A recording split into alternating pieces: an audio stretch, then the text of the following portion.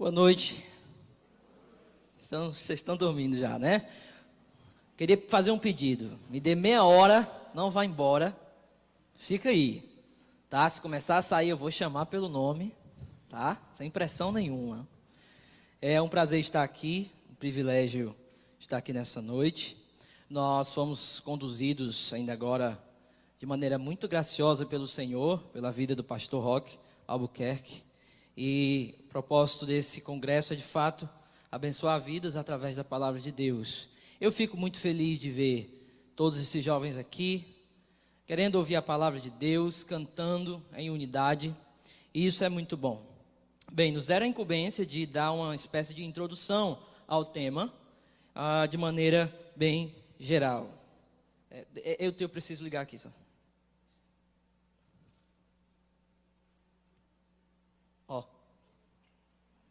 Obrigado, irmão. Então, de dar uma introdução acerca do tema de uma maneira assim mais geral. E hoje eu não vou trabalhar um texto específico ou uma coisa, pegar detalhes do texto, mas eu quero olhar a mensagem de 2 Coríntios, não toda, mas o centro dessa mensagem. O tema da minha pregação é uma teologia da fraqueza e já eu explico por quê. Antes disso, vamos abrir as nossas Bíblias em 2 Coríntios capítulo 4, versículo 7.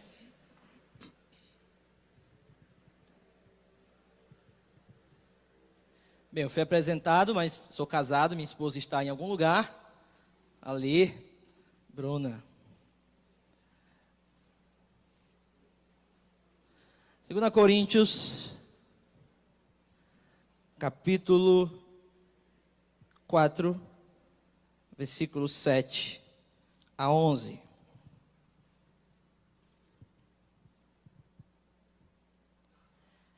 Mas temos esse tesouro em vasos de barro, para mostrar que este poder que a tudo excede, provém de Deus e não de nós.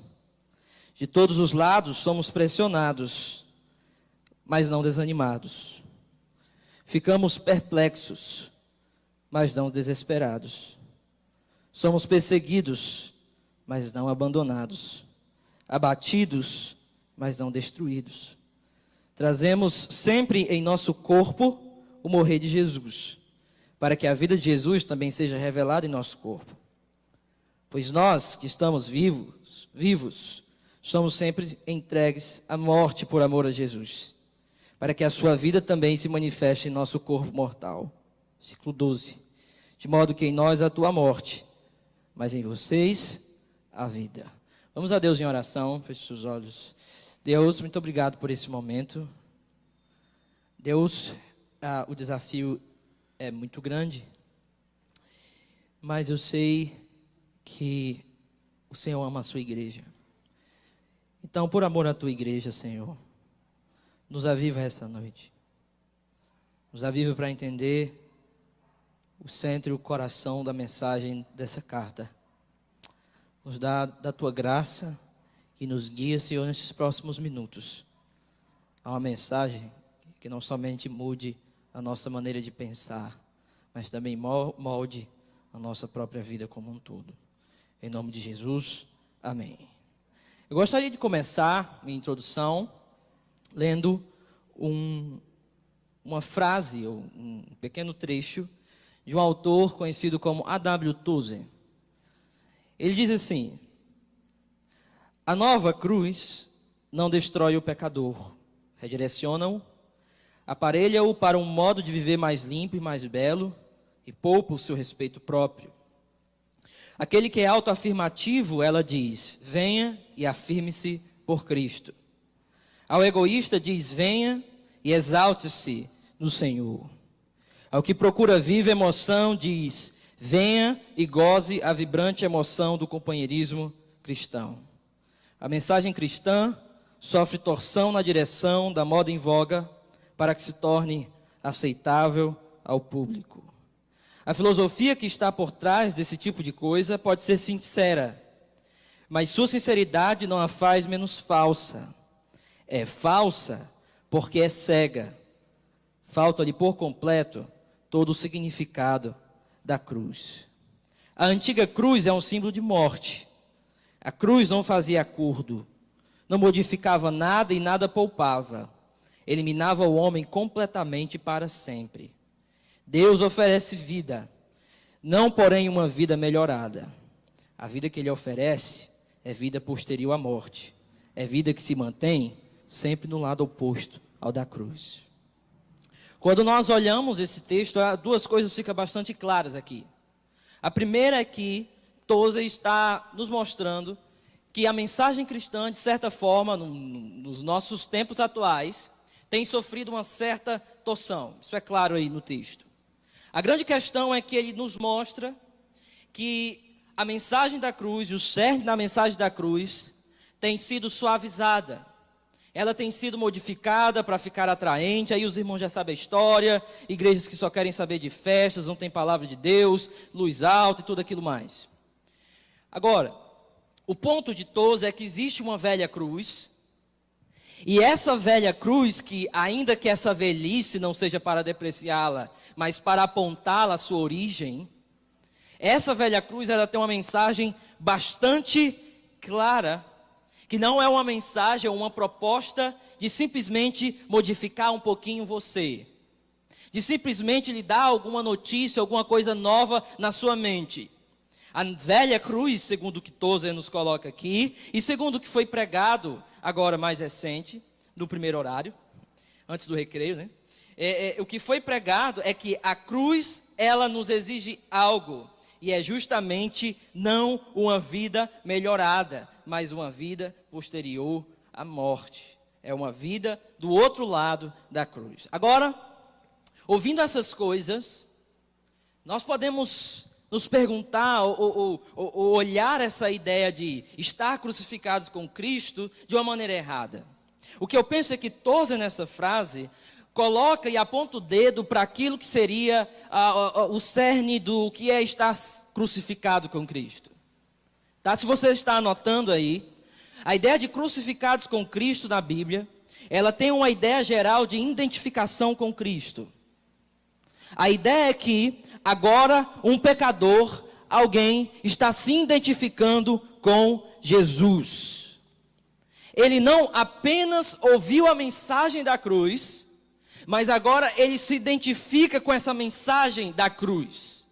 Não é simplesmente que ele tem uma informação acerca dessa mensagem da cruz, mas é que agora o mensageiro e a mensagem encontram um ponto comum chamado estar crucificados com Cristo. Ou seja, de maneira mais clara aqui, para não ficar muito vago, a ideia de crucificados com Cristo é, de maneira geral, o ponto de encontro entre o mensageiro e a sua mensagem.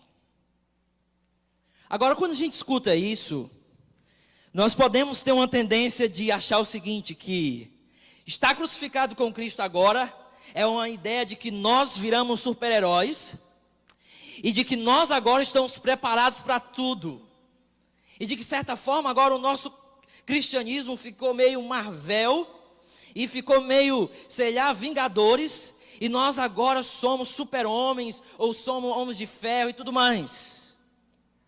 A ideia de se estar crucificado com Cristo pode parecer para nós essa ideia de renunciar à sua vida, deixe para trás aquilo outro, pode parecer algo heróico da nossa parte.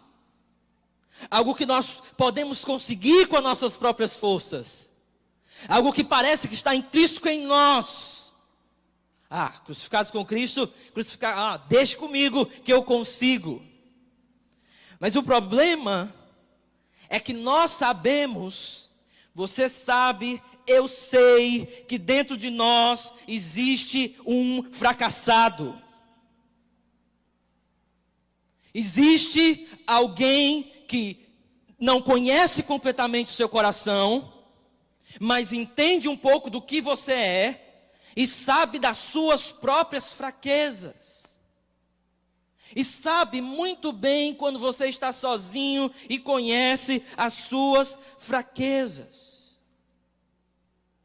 E quando eu estava pensando sobre o tema que me deram, nessa ideia de crucificados com Cristo, como uma ideia de se identificando com Cristo, como o ponto aonde a mensagem e o mensageiro, elas agora se tornam andantes no mundo. Ou seja, eu não apenas prego um Cristo crucificado, mas agora eu sou chamado a viver de uma maneira crucificada. Eu fiquei pensando, como isso é possível? Diante das minhas fraquezas. Como eu posso ter a consciência de que eu sou fraco e a Bíblia me chama a renunciar várias coisas, a deixar para trás várias coisas. E aí o que me veio à mente foi olhar para a vida do apóstolo Paulo.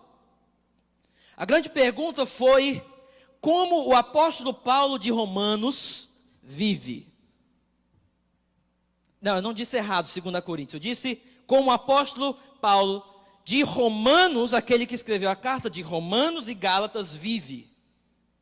Porque quando você olha a carta aos Romanos, você percebe um Paulo com um evangelho robusto. É um evangelho que você escuta, é um arauto falando do evangelho de Deus. Aí a minha pergunta foi, agora, aonde eu posso ver, de maneira clara, aonde o apóstolo Paulo, que conhece a doutrina e conhece o evangelho, como ele vive? A resposta foi 2 Coríntios. Em 2 Coríntios, e aí a minha proposta para essa noite, para os próximos minutos, é apresentar uma ideia de uma teologia bíblica do crucificados com Cristo. O que é isso? Olhar como Paulo, em 2 Coríntios, demonstra para mim o que é ser crucificados com Cristo. Agora, de uma maneira prática. A grande pergunta também é, por que escolher 2 Coríntios para fazer isso? Bem, 2 Coríntios, Paulo estava sob pressão.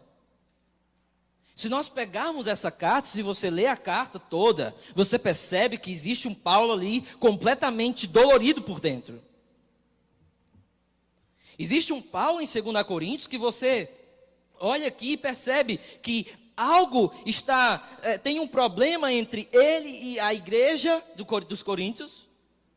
Mas não somente isso, existe alguns, e não todos, alguns opositores dentro dessa igreja.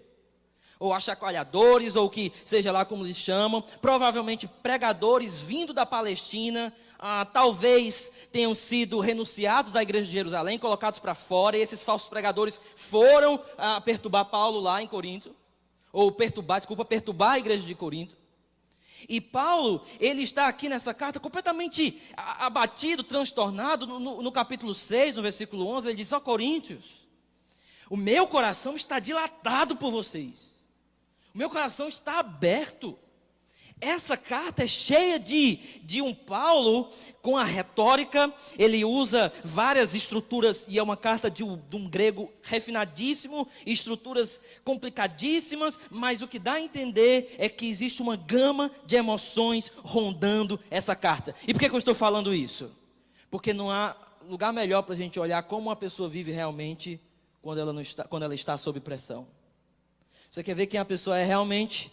Olhe ela sob pressão. Olhe ela no sofrimento. Olhe ela em momentos de dores. E 2 Coríntios, Paulo está nesse momento. Ele está no momento em que o coração do apóstolo está altamente transtornado. Mas, por o contrário, ele amava muito essa igreja. O pastor que pregou antes de mim, ele é doutor, ele tem uma dissertação, uma tese. Ele diz o seguinte, que quando o autor, ele usa muitos particípios, pensa aí, tipo verbo, tipo essas coisas assim, é porque ele está muito emocionado, de maneira simples. Se você fazer uma análise, você vai encontrar que a carta de 2 Coríntios é a carta de mais particípios de todo o Novo Testamento. A ideia é que Paulo está de fato aqui com seu coração e lágrimas nos olhos. Agora, é aqui onde nós podemos encontrar onde o Paulo de Romanos vive. E o ponto de convergência entre a mensagem e o mensageiro, em 2 Coríntios, é a teologia da fraqueza. Nessa noite eu quero responder apenas 2 perguntas, para cada vez mais explicar o meu tema. A primeira pergunta é: o que é a fraqueza em Paulo, em 2 Coríntios? A primeira pergunta é: o que é a fraqueza? E a segunda, qual é o propósito dela? Vamos aqui para um texto. Esse texto é de 2 Coríntios 1:8, faltou a base aí, perdoe. Mas enfim, está no capítulo 1, versículo 8. Paulo diz assim: porque não queremos, irmãos, que ignoreis a tribulação que nos sobreveio na Ásia, as quais foram muito além da nossa capacidade de suportar, a ponto de perdermos a esperança da própria vida. Entenda aqui que Paulo começa essa carta falando de uma espécie de Deus que conforta os abatidos. E ele fala que esse Deus, ele consola, e ele usa essa palavra conforto 10 vezes. Mas nesse momento, Paulo faz uma espécie de virada na carta. Alguns dizem que ele está introduzindo um novo assunto, mas aquele porquê ali, na verdade, está dando um suporte ou explicando algo que ele já disse antes. Agora, qual é o ponto aí? Me parece que Paulo fala desse Deus que conforta os abatidos, mas agora quer mostrar na prática isso na vida dele. Veja que nesse primeiro ponto já da carta, no capítulo 1, Paulo já quer mostrar a convergência entre a sua mensagem e o mensageiro. Deus conforta os abatidos. Vocês precisam saber o que me aconteceu na Ásia. E aí ele diz que isso foi muito além da nossa capacidade de suportar. E olha o que ele diz que está em negrito aí: a ponto de perdermos a esperança da própria vida.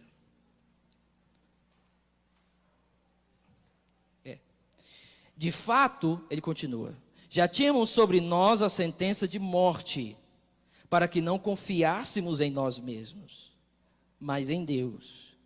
Paulo aqui, não perde o ponto, Paulo aqui, ele não dá detalhe nenhum do que aconteceu nessa viagem. Do que aconteceu e quais foram os problemas. Isso eu penso que é de propósito, porque o foco aqui não é tanto as suas tribulações, mas o foco, como assim, toda a carta é em Deus. É por isso que a ideia do espinho na carne não é colocada, porque o foco lá não é tanto o espinho, mas quem dá graça por conta do espinho. Então Paulo ele nos dá detalhes para que o nosso foco seja Deus. Olha o que ele diz: para que não confiássemos em nós mesmos, mas em Deus. Ele nos livrou, pode dizer, ele nos livrou e continuará nos livrando de tal perigo de morte. Aí, em vermelho, ele diz: nele temos colocado a nossa esperança de que continuará a nos livrar. Paulo está dizendo assim: olha, ele me livrou lá, bem, mas ele vai me livrar de novo, porque vai vir mais. Só que quando ele continua, Paulo sabia que ia vir mais problemas. Que as marcas do seu apostolado não eram uma vida tão tranquila. Que as marcas do seu apostolado, na verdade, é uma vida turbulenta. Ele diz: enquanto vocês nos ajudam com as suas orações. É meio que ele dizendo assim: ó, continua orando aí, porque vai piorar para cá. Mas existe uma espécie de degrauzinho nesse texto. Primeiro ele fala do desespero, depois ele fala da dependência, depois ele fala do livramento, e por último ele fala de dar graças a Deus. Agora existe uma coisa aqui. Veja que Paulo está respondendo aos seus oponentes. Os seus oponentes estavam dizendo: ei, Paulo é fraco nas palavras. Paulo, na verdade, muda os planos todo o tempo. Ele disse que vinha, cadê que ele não veio? É por isso que Paulo tem que justificar porque que não deu certo a sua viagem. E aí eles vão falar várias coisas e denegrir a imagem de Paulo, e Paulo decide escrever essa carta. Mas o que é que nós esperávamos? Nós esperávamos aqui um Paulo escrevendo, se fosse nós, né? Peraí, quem são esses aí? Eu sou o apóstolo Paulo. Vocês não se tocaram quem é o apóstolo Paulo? Não é assim que Paulo responde a eles. Paulo escolhe um outro caminho para responder a eles. Em vez de justificar as suas fraquezas, Paulo, ele passa a reconhecer muitas delas. Por que que Paulo escolhe esse caminho? esse caminho de responder a esses superapóstolos, como ele vai falar, com uma ideia de olhem, e na verdade eu não vou esconder de vocês a minha fraqueza, mas olhem a minha fraqueza. Abra sua Bíblia rápido, aí em 2 Coríntios 11, rapidinho, por favor. No versículo 25, ele vai dizer assim, bem, as marcas da minha vida, do meu apostolado, olhem as marcas dele. Não é um cara num teatro pregando com a retórica grega brilhante, uma espécie de apóstolo, muito bem dotado das línguas, ainda que Paulo tenha sido. Mas olha o que ele diz, versículo 25 do capítulo 11. 3 vezes eu fui golpeado com varas, uma vez apedrejado, 3 vezes sofri naufrágio. Passei uma noite e um dia exposto à fúria do mar. Estive continuamente viajando de uma parte a outra. Enfrentei perigos nos rios, perigos de assaltantes, perigos dos meus compatriotas, perigos de gentios, perigos na cidade, perigos do deserto, perigos do mar, perigos dos falsos irmãos. Agora, vai no verso 30, no verso 29. Quem está fraco, que eu não me sinta fraco. Quem não se escandaliza, que eu não me queime por dentro. Se devo orgulhar-me, que seja nas coisas que mostram a minha fraqueza. Existe um ponto que Paulo, ele está mostrando aqui, isso é um passo e uma dica para nós entendermos o que é a fraqueza em Paulo. O que é essa palavra em Paulo. E ele está demonstrando várias coisas que ele passou, e ao decorrer da carta ele já vem mostrando isso. E um dos primeiros pontos, assim, para a gente dar uma caminhada sobre o que é a fraqueza em Paulo, e depois fazer o fechamento, é entender o que é isso. Ele diz, se devo me orgulhar, não é nas minhas qualificações, ou seja lá o que for, como esses super apóstolos aí acham que tem. Estavam talvez até reclamando que Paulo não tinha carta de recomendação. E Paulo precisa até se justificar disso. E eles estavam dizendo, Paulo não viu a Jesus, e eles ficavam fazendo essas acusações, e Paulo teve que responder. Mas a resposta de Paulo, o caminho de Paulo, foi a fraqueza. Isso me mostra a primeira coisa do que significa, ou uma ideia geral do que significa fraqueza em Paulo. Primeiro, fraqueza como um sinal de humanidade. Em outras palavras, Paulo aprendeu, reconhecia que os recursos humanos têm o seu limite. Paulo descobriu, não porque ele abraçou uma espécie de sofrimento masoquista, mas simplesmente porque as exigências de sua missão apostólica os levaram aos seus limites. Ele olhou as exigências apostólicas e ele disse assim, isso é muito além do que eu posso. O que Cristo está me levando, eu não vou suportar, isso é muito além. Em outras palavras, eu anotei aqui, o amor de Cristo constrangia tanto a Paulo, que levava ele além dos seus limites. Só que ao levar Paulo além dos limites dele, isso expunha as fraquezas de Paulo. Expunha os seus medos. Expunha aquela ideia que ele diz, eu estou em desespero, nós somos desesperados, mas não completamente. Mas nós estamos desesperados. Então a ideia é que Paulo reconheceu que o evangelho e a mensagem dele o esticava além dos limites dele, e isso mostrava as fraquezas dele, e ele não tinha problema com isso. Porque o nosso grande problema, então uma notinha aqui, talvez não seja as nossas fraquezas, mas as nossas ilusões de força. E Paulo não tem ilusão de força, apesar de ser uma tentação, e nós vamos ver no final o espinho da carne. Mas essa ilusão ele perdeu logo no início, quando começou as coisas lá, rapaz, já começou eu caindo do cavalo, já começou ficando cego. Então a ideia é que fraqueza em Paulo é um sinal de humanidade, uma marca fundamental da finitude da existência humana. Paulo aprendeu que quando Deus o equipou para o seu ministério apostólico, ele não o transformou em algum tipo de super-homem ou anjo, imune ao perigo, intocado pelo cansaço ou pelo estresse. Paulo aprendeu que se tornar apóstolo ou ministro do Senhor, ou ter uma mensagem para carregar, não mudava as estruturas do mensageiro. O mensageiro continuava a ser vaso de barro. o mensageiro não se tornava imune às coisas. Na verdade, o mensageiro tinha que aprender o seu lugar na proclamação da mensagem de Deus. Mas Paulo aprendeu algo também, que as suas fraquezas não eram impedimento para o seu serviço. Deixa eu dar uma pausa aqui. Muitas vezes nós, como jovens, não temos a noção da verdadeira realidade da vida. O nosso grande problema é que a gente às vezes pensa que nasceu para semente. Minha mãe é que dizia isso, demorou para aprender o que era isso. Mas a ideia é que nasci lá para semente, eu não vou nunca ser uma florzinha que vai cair e tal, não. Mas nunca vou morrer, nunca vai acontecer nada. Eu nunca vivo uma vida tendo a observância de dentro de mim, eu sou fraco. Sabe, um tempo eu fiquei passando mal, aí fiquei doente. Aí eu disse assim, eu não vou no médico. Nunca fui no médico, por que eu vou no médico? Há pouco eu estava quase morrendo. Minha esposa disse, você vai no médico. Só que eu não sem força nenhuma. Aí eu descobri que eu estava com diabetes, assim, tipo 1. E aquilo ali me deixou assim, como pode? Mas rapaz, eu aqui de boa. E do fato de eu ser finito, humano, mas é isso mesmo que Deus escolhe, porque é nesses vasos de barro, onde a glória de Deus é melhor vista. Agora, a ideia é, que fica claro nesse texto, é uma oposição.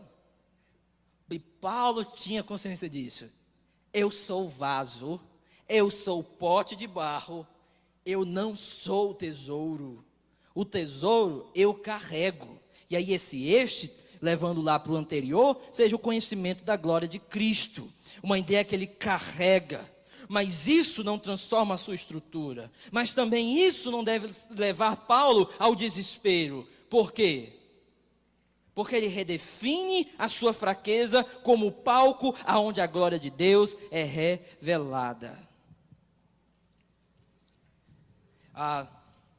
Existe um pai da igreja que ele diz o seguinte, ele usa o termo barro em alusão à fragilidade da nossa natureza moral e para declarar a fraqueza da nossa carne, pois em nada isso é melhor que vaso de barro. Assim como a natureza mortal e vaso de barro, a ideia é danificada, destruída pela morte, sofre doenças, variações de temperatura. Aí ele diz o seguinte, o poder de Deus é mais exaltado quando executa poderosos feitos, usando as coisas baixas e vis. A ideia em toda a carta, e talvez ainda refletindo a carta de 1 Coríntios, é de que a sabedoria de Deus, ela destrói a sabedoria do mundo. A ideia é que, enquanto muitos esperavam que Deus usasse os poderosos desse século, Paulo diz assim, não foi esse caminho que Deus escolheu. O caminho que Deus escolheu foi outro. Foi escolher Coríntios, alguém como eu. Finito, mas que entendeu que o tesouro é o que eu carrego e não eu mesmo. Portanto, eu entendi que eu carrego a mensagem para a glória de Deus. Paulo não vivia a glória das aparências, achando que ele era quem ele nunca foi. Ele tinha consciência de quem ele era. Nós às vezes vivemos uma glória da aparência. Queremos passar aquilo que não somos, mostrar uma estrutura que não somos. Evitamos muitas vezes procurar o aconselhamento por questões que nós estamos passando, porque nós às vezes temos a tendência de pensar que nós aguentamos sozinhos. Ou porque nós achamos que nós não podemos transparecer para outra pessoa quem nós somos fracos realmente. Muitos relacionamentos, eles começam a ter os seus problemas, porque o cônjuge, ele ainda pensa que ele precisa passar uma imagem de intocável e imperfeito, numa espécie de glória das aparências, e não tem a coragem de conversar sobre certos problemas ou certas coisas ali no seu relacionamento. A glória das aparências sempre nos persegue. Mas Paulo vai dizer que ele entendeu que ele não precisa dessa glória da aparência. Mas olha o que ele diz que o poder seja de Deus, ou que Deus é a fonte desse poder. O ministro do evangelho é somente um vaso, mas o que ele carrega é poder de Deus, poder para a transformação. Quantos jovens às vezes não chegam para mim, já em desespero, em relação a pornografia. Como se não tivesse mais chance para ele. E quantas vezes os conselheiros vão aconselhar e olham certos problemas e pensam, não tem mais jeito para esse aqui. O que Paulo entendeu é que não tem mais jeito para vasos de barro, mas tem jeito para o poder grandioso e transformador do Evangelho. O que ele entendeu não foi misturar a sua pessoa com a sua mensagem, no sentido da sua fraqueza. Eu sou fraco, a minha mensagem é poderosa. Ela é o Evangelho que transforma vidas.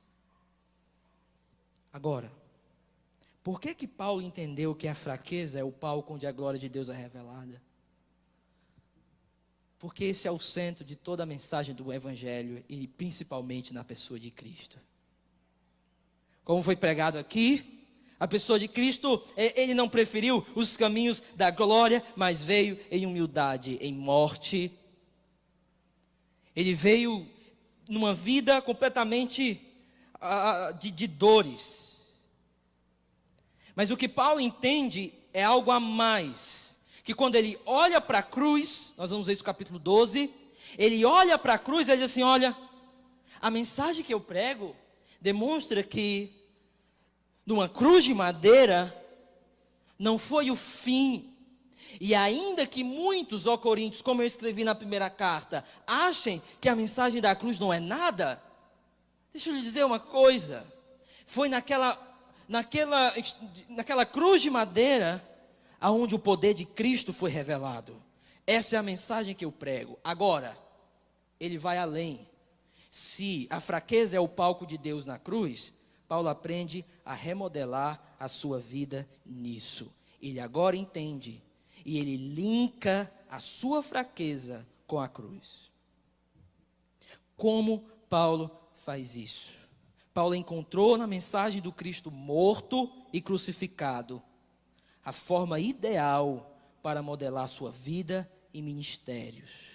Em outras palavras, Paulo remodelou a sua fraqueza terrena em termos de cruz. Vou explicar isso. A ideia é, olha um pouco para cá. Todos nós temos duas maneiras de ver as coisas. Nós temos uma maneira interna de ver as coisas e nós temos uma maneira externa de ver as coisas. Só que muito da nossa maneira interna determina a maneira como nós vamos ver as coisas externas. Né?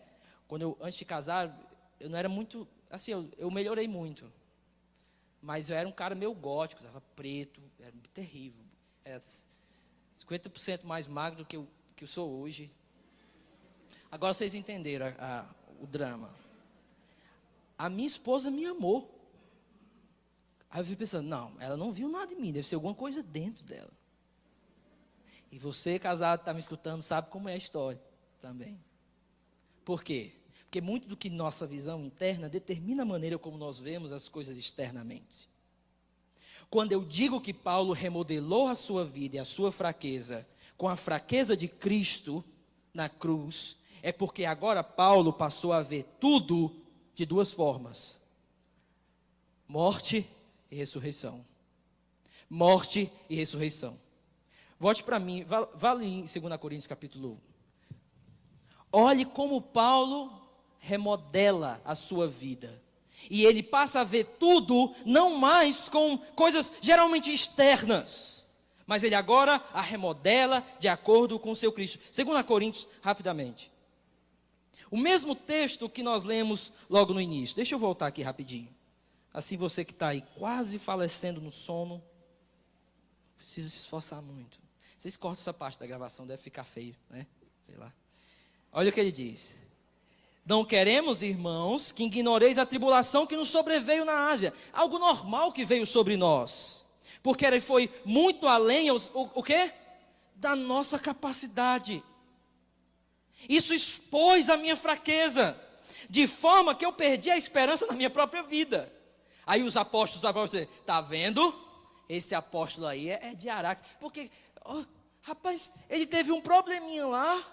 E já ficou desesperado. Paulo não tem problema de contar que ele perdeu a esperança na própria vida. Agora olha o que ele diz, de fato, já tínhamos sobre nós a sentença de morte. Eu não penso que aí seja somente lá, como se ele estivesse dizendo assim, não, naquele momento lá eu pensei, não, vamos morrer. Eu acho que essa ideia aí permeia a vida dele toda. A ideia aí é presente. Em todo o meu ministério apostólico, eu já disse para mim mesmo, Paulo está dizendo, perdi a esperança, eu vou viver a mensagem de Cristo, e se eu morrer, não tem problema. Já tenho dentro de mim uma sentença de morte. Eu vivo para Cristo. Agora, olha o que ele diz, para que não confiássemos em nós mesmos, mas em Deus que ressuscita dos mortos. Paulo está dizendo, lá nós quase morríamos, eu perdi a esperança, veja o movimento de morte. Mas Deus, que ressuscita dos mortos, Paulo ele remodela toda a sua vida, como aquele desespero que ele sente, assim como Cristo na cruz. Mas ao mesmo tempo que ele olha a sua fraqueza como uma espécie de morte, ele sabe que não é o fim, porque o mesmo Cristo que ressuscitou, o mesmo Deus que ressuscitou Jesus dentre os mortos, também é o mesmo Deus que salva ele dos seus problemas, e ainda ele vai além, que me ressuscita dos mortos. O que eu quero dizer com isso? Que Paulo então remodela a sua fraqueza em termos de morte e ressurreição.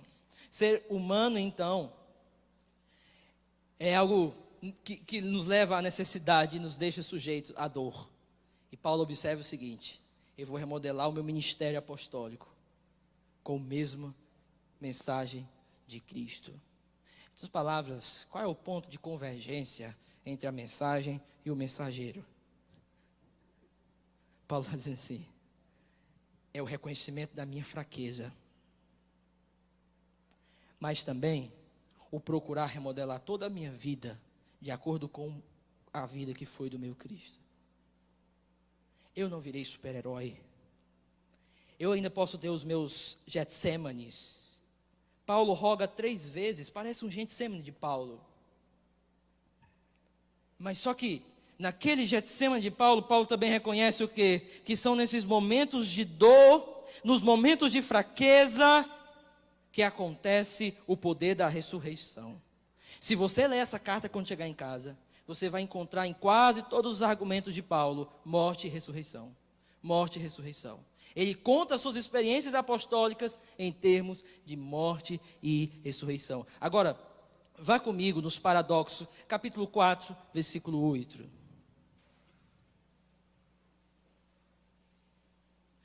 Ele diz, em tudo, veja o movimento, somos atribulados, mas não angustiados. Eu posso estar no movimento de morte, pensar e olhar para aquelas tribulações como um movimento de morte, mas eu sei que depois da cruz vem a ressurreição. É por isso que ele diz, somos atribulados, mas não angustiados. Veja que essa visão interna de que Deus usa vasos frágeis para a sua glória, e esse movimento de morte e ressurreição deve modelar a vida de Paulo, essa visão interna faz com que ele olhe para a tribulação, não em total desespero, mas sabendo que no final do túnel tem ressurreição. Ele diz, somos atribulados, mas angustiados. Olha o movimento, altamente entristecidos, ou altamente assim com a ideia de perplexo aí, uma profunda questão psicológica, como se fosse uma depressão quase arrancando a cabeça deles. Nós somos perplexos, mas não desanimados. Eu vou até o ponto da morte, mas eu não vou até esse ponto. Por quê? Porque existe o outro. Nós somos perseguidos, mas não desamparados. Abatidos, mas não destruídos. Trazendo sempre, olha isso aqui, por toda parte, a mortificação do Senhor, Jesus do nosso corpo. Veja o movimento de morte. Agora olhe a ressurreição, para que a vida de Jesus se manifeste também nos nossos corpos. Morte e ressurreição para Paulo não era apenas a mensagem que ele pregava, mas o modelo da sua vida. E assim nós que vivemos, olha os paradoxos aqui, ó. Nós que vivemos estamos sempre entregues à morte, por amor de Jesus, para que a vida de Jesus se manifeste também na nossa carne mortal, de maneira que em nós opera a morte, mas em vós a vida. Deixa eu terminar agora então com essa ideia. Paulo entendeu que a sua vida era marcada por fraquezas. A fraqueza de Paulo não é pecado. A fraqueza de Paulo é o reconhecimento da sua finitude humana. Mas ele pega essa finitude humana e remodela em termos de fraqueza da cruz, aonde, assim como Deus demonstrou o seu poder no Cristo crucificado, a sua vida e a sua fraqueza é o melhor ambiente aonde Deus pode demonstrar a sua glória. Quem sou eu para ser alguém chamado por Deus? Paulo tem essa ideia de me sinto inadequado para esse serviço. Capítulo 1 ele diz, quem é capacitado para essas coisas? Finitude e vaso de barro. Porque ele sabe que esse reconhecimento é onde o poder de Deus atua. Eu penso que o ponto máximo dessa carta, eu não posso dizer que Paulo teve essa intenção, pelo menos ainda não, nesse sentido. Mas assim como em Romanos o ápice é o capítulo 5, em Tiago o capítulo 3, em Atos, talvez o capítulo 17, aqui em 2 Coríntios, eu penso que o ápice dessa carta é o 2 Coríntios 12. Abra lá em 2 Coríntios 12. Essa eu não coloquei no slide para você abrir, tá? Foi de propósito. Agora está o propósito, porque Deus não pegou e nos transforma logo tudo, tira essa fraqueza. Porque nós, no meio da nossa vida, do ministério, ainda vamos nos encontrar em momentos tão terríveis de dor e tristeza, quase a ponto de desistir de tudo. Por que Deus não chega e muda logo tudo? Por que os espinhos da carne não são tirados? Qual é o propósito da fraqueza? 2 Coríntios, capítulo 12. Eu não abri. Aqui é o famoso episódio do espinho na carne. Vou dizer para vocês o que é espinho na carne agora. Não vou dizer. Não existe isso, né, irmão? Eu não sei o que é espinho na carne de Paulo. Alguns dizem aqui que era de fato espírito demoníaco, de forma espiritual. Existem basicamente 9 posições e eu não encontro nenhuma sendo satisfatória. Eu penso que Paulo não está interessado nisso. O que Paulo está interessado? No capítulo 11, ele acaba de fazer o primeiro movimento de morte. O primeiro movimento de morte no capítulo 11 é os sofrimentos apostólicos dele. Agora vem o movimento de ressurreição. É o início do capítulo 12. A vida de Paulo é toda marcada assim. Eu estou aqui sofrendo, aí ele vai sempre modelar essa carta em morte e ressurreição. 11 morreu, ele diz, eu já sofri isso. Agora, olha o movimento. O chamado à mortificação não é um chamado heróico da nossa parte. É um chamado de humildade e humilhação por reconhecer a nossa fraqueza. O pregar o evangelho não é um ato heróico da nossa parte. No sentido de que eu posso fazer alguma coisa. A verdade deve ser vasos de barro andando. E Paulo entende isso e Deus explica isso a ele. A primeira coisa no versículo 7 é para que não me exaltasse. Não vou entrar nos detalhes textuais para a gente poder ir logo, tá? Primeiro é para que eu não, fica claro, né? Para que eu não me exaltasse. Em outras palavras, o propósito da fraqueza, de maneira direta, é me manter humilde. Porque eu sempre tenho uma tendência de autossuficiência. Porque eu me sinto o cara quando eu leio a Bíblia e olho assim para os irmãos da igreja. Esse irmão não leu a Bíblia ontem, não. E eu li, no caso eu li. O outro não. Eu oro de joelho, irmão. Não ora de joelho. E nós temos uma tendência de viver voando assim, achando que nós somos o tal. Se nós somos filhos de Deus, Deus sempre vai nos quebrar para mostrar a nossa fraqueza e colocar-nos no lugar que é devido. Nós temos uma tendência de achar que somos autossuficientes, viver sem Deus, santificação sem Deus, vida cristã sem Deus. Mas como diz James Packer, diz, Deus não nos permite ficar com a ideia de que somos fortes. Podemos ter essa ideia, mas o Senhor vai desiludir dela de uma forma ou de outra. Isso será bem para nós. Por que minha vida não é assim, pastor? Porque não existe vida assim, ó.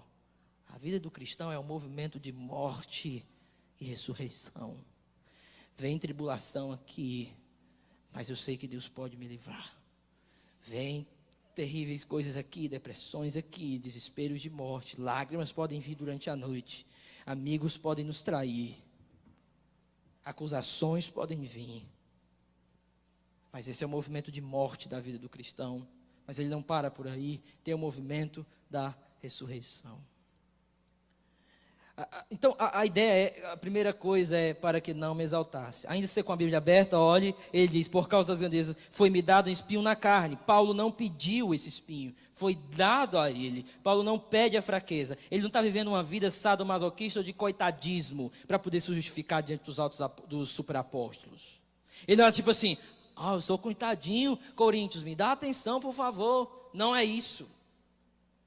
Não é isso, é o reconhecimento da sua fraqueza. Então, é lhe dado a ele, e provavelmente aqui a ideia é clara de Deus, porque ele vai clamar a Deus e Deus não tira, o espinho na carne, o mensageiro de Satanás, para me atormentar. Escute isso, nós nunca podemos esquecer que o alvo primeiro de Deus não é mudar a nossa situação para nos fazer felizes. O alvo primário de Deus é nos mudar através das nossas situações para nos fazermos santos. O que nós queremos é que Deus mude a situação para que a gente acabe logo e fique feliz. O alvo de Deus é outro. Não, Paulo, eu não vou tirar, porque o meu alvo é lhe mudar através da situação para que você seja, primeiramente, santo. Agora olha o que ele diz, ele clama a Deus. Vamos entrar nesse detalhe, ele roga 3 vezes. Agora esse é o ponto, versículo 9. Minha graça é suficiente para você, pois o meu poder se aperfeiçoa na fraqueza. Aí ele diz, portanto, me gloriarei ainda mais alegremente em minhas fraquezas. Quando Paulo olha a sua vida, quando ele olha que ele é incapaz de tantas coisas que Deus pede, quando ele olha tantas coisas que Deus exige dele, ele não cria uma capa e diz assim, eu sou super-herói e consigo. Ao contrário, ele passa a reconhecer as suas limitações, e aí ele entende uma coisa, que o poder de Cristo se aperfeiçoa justamente nesse reconhecimento de que eu não sou ninguém, e que eu preciso da sua graça. Deus não tem graça simplesmente para ontem, e nem para amanhã. A graça que nos salvou é a mesma graça que nos sustenta. Podemos entrar em situações onde somos expostos a desespero de vida. Ou você pode olhar, mas eu não sou como Paulo. Mas você sabe quantos medos você tem. Você sabe o quanto a sua vida, e você olha para certas coisas que não são pecados seus, mas são fraquezas que mostram de fato e lhe humilham. Olha, quantas jovens não têm medo hoje de casar, porque não se acham capazes. Se bem que tem aquelas irmãs na igreja, vocês cortam de novo, aquelas irmãs da igreja que plantam o terror também, né? É só uma nota de rodapé assim, que não tem nada a ver, mas planta o terror. Tipo assim, a jovem vai casar, a irmãzinha chega assim, minha filha, venha cá, preciso conversar com você sobre aonde você vai entrar. Venha cá. Você sabe cozinhar? Não, tem que saber cozinhar. Seu marido vai gritar com você. Tem essas, né? Plantou o teu. Quem não tem medo também de casar assim, né? Pelo amor de Deus. Eu não estou dizendo que não pode dizer os problemas e tudo mais o que tem. Tudo bem? Vamos com calma. Mas quantas não têm medo porque olham assim para as suas fraquezas e assim, eu não sou capaz disso. Mas Deus não está chamando perfeito. Sabe quantas vezes eu me deparo com a Bíblia, e às vezes pregando, eu desço do púlpito assim, eu digo assim, rapaz, eu acabei de pregar, mas quando eu penso os chamados de Deus como marido, eu digo assim, não, é bem esticado o negócio. Mas Deus não quer que eu use a minha própria força. Deus quer que eu me reconheça e me coloque debaixo da sua graça, porque é aí, não é que eu fique fraco, não é que eu vou viver uma vida fraca, é porque nesse reconhecimento é onde o poder de Cristo opera, transforma o nosso coração, muda as nossas vidas, nos capacita para ser maridos, esposas, jovens, pais, filhos, para a sua glória. Nós somos dependentes da sua graça. Depois de crente, a gente não pode esquecer da sua graça. Deixa eu terminar então. Se você entende a sua fraqueza, você vai entender como o amor de Cristo lhe constrange. Abra sua Bíblia, 2 Coríntios 4, 16. A mensagem dessa carta, então, é o seguinte: crucificados com Cristo em 2 Coríntios é encontrar e modelar minha vida de morte e ressurreição. Morte pode ser tribulações, momentos de desespero, mas a ressurreição pode ser momentos onde Ele nos livra de fato, ou momentos onde Ele nos consola por dentro, aonde Ele nos reaviva por dentro, aonde Ele traz o poder que nos transforma por dentro. Olha o que diz no 4,16. Minha hora já foi, né? Enfim. 4,16. Por isso não desanimamos.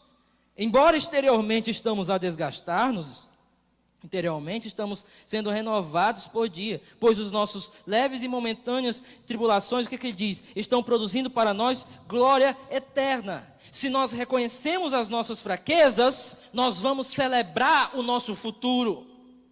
Se nós reconhecemos quem nós somos hoje e quanto é ruim viver nesse pote, não porque nós queremos ser alguém, mas porque é como se estivéssemos ainda completos, nós olharemos para a eternidade com mais alegria. Nós olharemos para o nosso futuro, aonde será tirado de nós essa estrutura tão fraca e seremos transformados por Deus, estaremos com Cristo plenamente. Sabe, se você reconsidera a sua fraqueza, você vive de olho na eternidade. E isso deve matar o nosso materialismo. E isso deve matar essa nossa obsessão por aqui, pelo agora.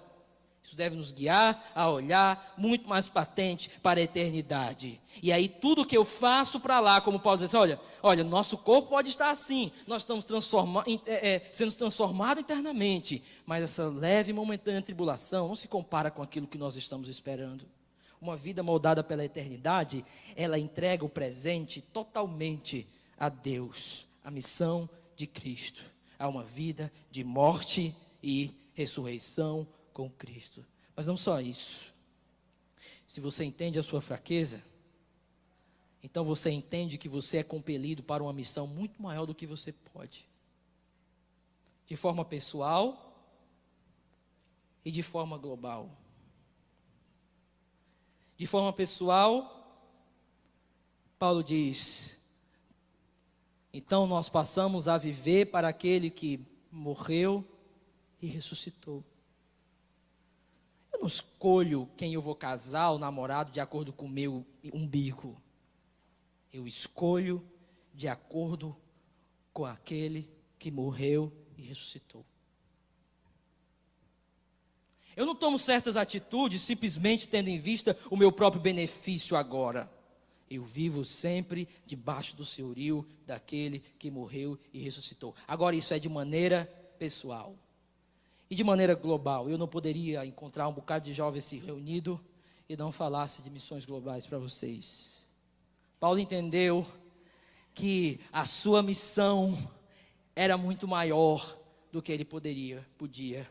Mas isso não impediu ele, isso impulsionou ele a viver uma vida bem mais radical, porque ele sabe que é quando ele é puxado além dos seus limites e as suas fraquezas são expostas, é onde o poder de Cristo pode operar. E aí, por que eu quero falar de missões globais? Porque em 2000 anos de história, Deus usou potes de barro para construir uma igreja triunfante, uma igreja militante na terra. Missionários e missionários e missionários, potes de barros pelo mundo onde você nem conhece. Deus está utilizando eles para o louvor da sua glória. E se você está aqui, eu quero pedir que você considere missões globais na sua vida. Não tire elas da sua agenda. Nós temos aí quase 3.000 grupos étnicos que nunca ouviram a palavra de Deus. E o que é que Paulo entendeu? Que na sua fraqueza, isso não o limitava. Sabe, muitas vezes muitos jovens dizem, não, mas isso não é para mim, isso é muito complicado, isso é muito além. Esse não é o problema de fazer missões globais. Na verdade, esse é o melhor palco para a glória de Deus ser demonstrada. Meus irmãos, Paulo entendeu que ele era embaixador de Cristo aqui, porque ele entendeu que a sua missão não era simplesmente buscar uma glória para si, a sua missão era muito maior do que ele poderia suportar. Portanto, Kim Jong-un, ele não pode impedir, Assad não pode impedir, Ford Manson não pode impedir, Donald Trump não pode impedir. Por quê? Porque essa missão não pertence a vasos de barro, elas pertencem a Deus. O que Paulo entendeu é que o amor de Cristo puxava além dos seus limites e construía nele um melhor lugar aonde o poder de Deus poderia operar. O que é estar crucificados com Cristo? É reconhecer que a mensagem do Evangelho não é feita pelas minhas próprias forças. Na verdade, ela é feita à base de graça. Graça no início, graça no meio, graça no fim. Graça no início, graça no meio, graça no fim. Vamos orar. Muito obrigado por essa pregação plantada em fraqueza, Senhor. Que isso possa colher frutos para a sua glória. Amém.